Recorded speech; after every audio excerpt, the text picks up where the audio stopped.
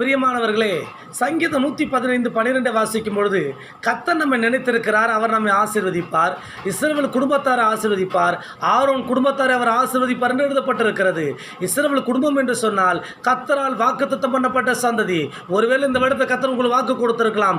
நிச்சயமாக வாக்கு கொடுத்தவர் வாக்கு மாறாதவராக இருக்கிறார். அந்த வாக்குத்தத்தத்தை உங்கள் வாழ்க்கையில் நிறைவேற்ற அவர் போதுமானவராக இருக்கிறார். என் அன்புக்குரிய பிள்ளைகளே, ஆரோன் குடும்பம் என்று சொன்னால் அவர் கர்த்தரால் வேறு பிரிக்கப்பட்ட சந்ததி.